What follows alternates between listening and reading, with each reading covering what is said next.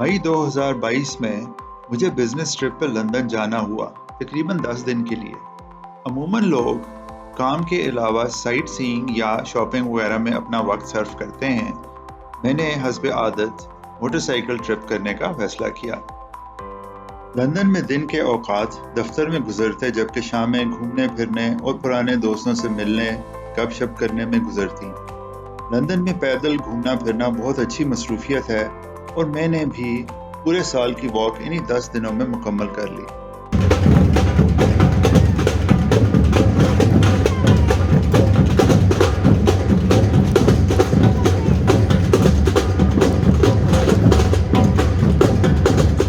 दफ्तरी काम ख़त्म होने के अगले ही दिन मैं मोटरसाइकिल रेंटल शॉप जा पहुंचा। सुपर बाइक रेंटल इसका नाम है, जिसको बाइकर्स ही मैनेज करते हैं। इनका मैं वेब एड्रेस आपको दे रहा हूं और इस कंपनी को मुकम्मल तौर पर रिकमेंड करता हूं।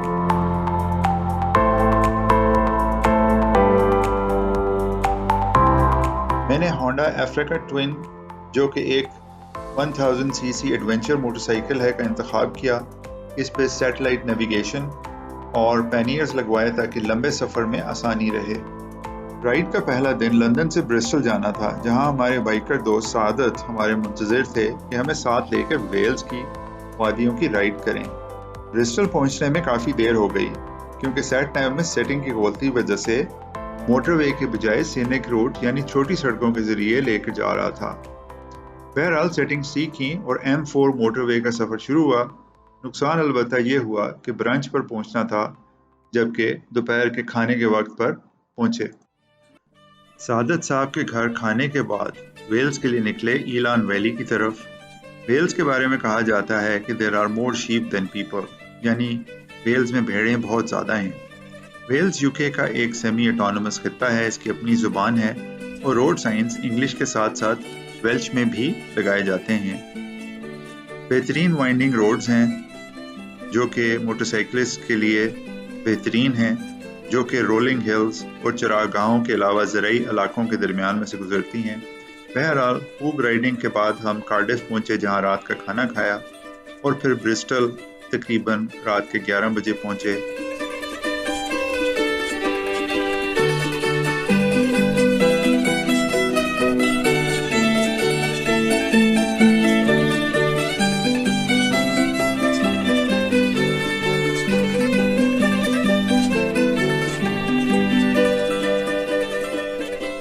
राइड के दूसरे दिन मुझे स्कॉटलैंड के शहर ग्लासगो जाना था, जहां मेरा बड़ा भाई रहता है।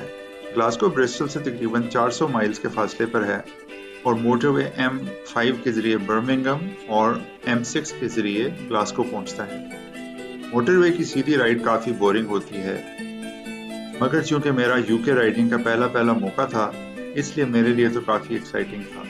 यहाँ पे स्पीड लिमिट 70 माइल्स, जो कि तकरीबन 112 किलोमीटर है, बनती है और इस स्पीड लिमिट पर अमल भी करना पड़ता है, क्योंकि कैमरास बहुत हैं और फाइन भी काफ़ी ज़्यादा होता है।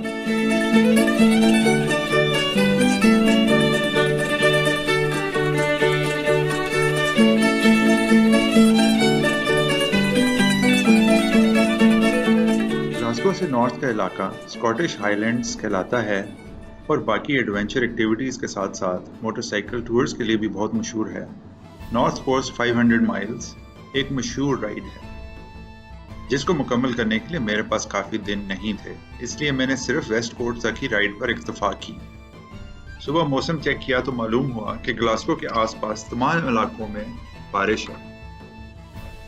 बहरहाल वो बाइकर ही क्या जो मौसम से अपना प्लान चेंज करे, इसलिए मैं भी निकल पड़ा। कहते हैं कि there is no bad weather, only inappropriate clothing, यानी मौसम ख़राब नहीं होता, आपके कपड़े मौसम से मुनासिबत नहीं रखते या मुताबिकत नहीं रखते।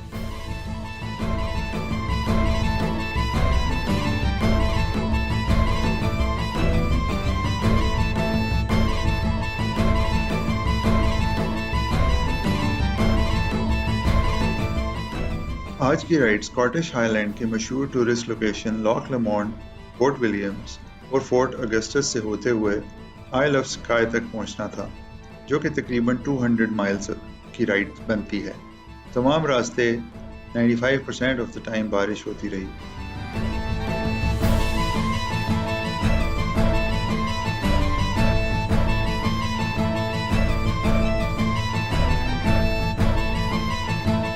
لنچ میں اسکاٹ لینڈ کے مشہور فش اینڈ چپس کھائے۔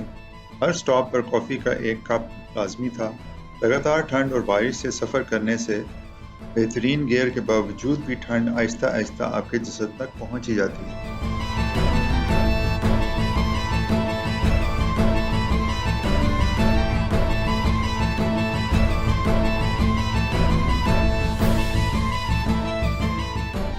صرف بارش ہی نہیں، کوسٹل ایریاز میں ہوا بھی بہت سخت ہوتی ہے، جو کہ موٹر سائیکل کو خوب جھنجھوڑتی ہے۔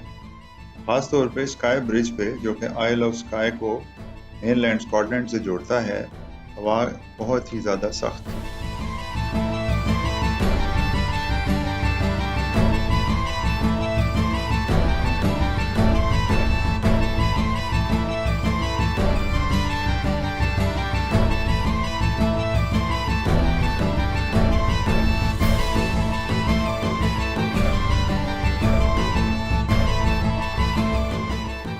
کے سفر کے بعد میں پورٹری، جو کہ آئل آف اسکائی کا ایک شہر ہے، میں پہنچ گیا۔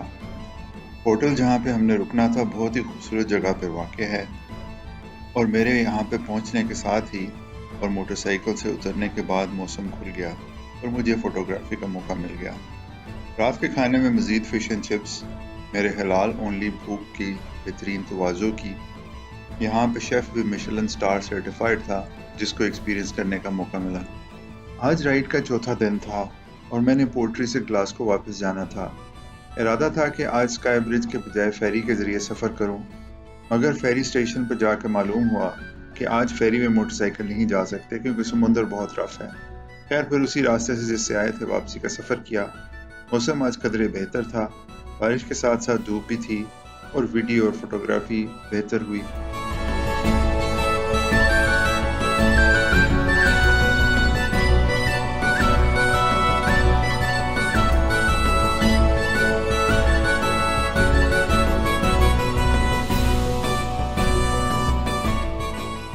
واپسی کی رائڈ میں بہت سارے ٹورسٹ مقامات آتے ہیں، مثلاً ہیری پوٹر فلم والی ہاگ وارٹس ایکسپریس یہیں پہ چلتی ہے۔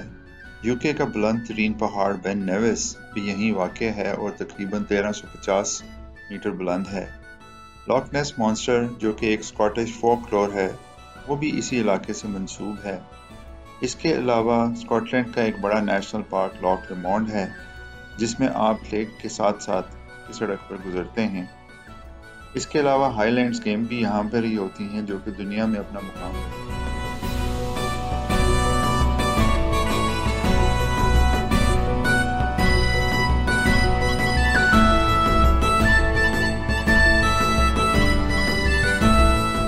لگاتار بارش ہونے کی وجہ سے میں ان مقامات کی سیر نہیں کر سکا۔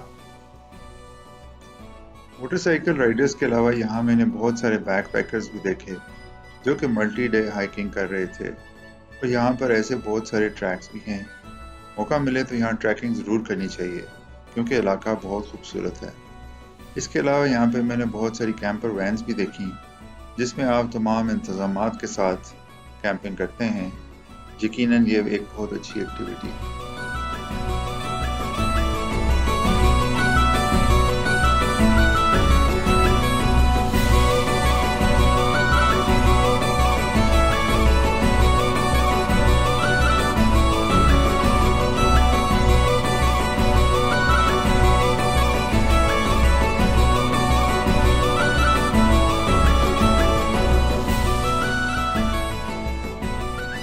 اب میری واپسی کا سفر شروع تھا۔ چھوٹی رائڈ جو کہ مانچسٹر تک تھی، موٹر وے M6 کے ذریعے۔ مانچسٹر میں میرے دو دوست، ایک یونیورسٹی کا روم میٹ جبکہ دوسرا میٹرک کا کلاس فیلو ہے، تقریباً 30-35 سال کے بعد ملاقات ہوئی۔ خوشی ہوئی کہ دونوں ویل سیٹلڈ ہیں اور پرانے دوست اسی خلوص اور قربت سے ملتے ہیں جیسے کہ ملاقاتوں کا سلسلہ کبھی منقطع نہ ہوا ہو۔ اگلے دن میں لندن واپس پہنچا۔ M1 موٹر وے کے ذریعے کچھ رشتہ داروں اور پرانے دوستوں سے ملا۔ آخری دن میں نے موٹر سائیکل واپس کیا. رینٹل شاپ پر ہی میں نے کپڑے بدلے اور ٹیکسی بلائی جس کے ذریعے میں ہیتھرو آیا اور دبئی سے ہوتے ہوئے کراچی کا سفر شروع. ایسے یہ بہترین ٹرپ مکمل ہوا. بہترین رائڈنگ ایکسپیرینس تھا. سب سے بہترین چیز ڈسپلن ٹریفک تھی جس سے بائکنگ بہت آسان اور سیف ہو جاتی ہے.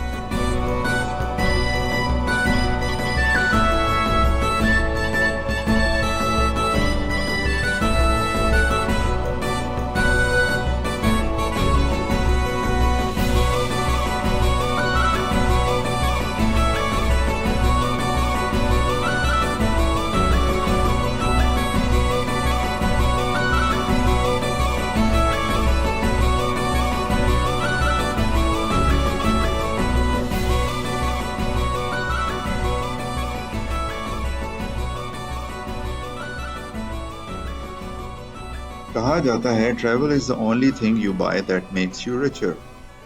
میری تمام دوست احباب سے گزارش ہے کہ سفر اور سیاحت کیا کریں. سائٹ سینگ کے علاوہ کلچر، مختلف رنگ و نسل اور دین کو ماننے والے لوگوں کو جاننے کا موقع ملتا ہے.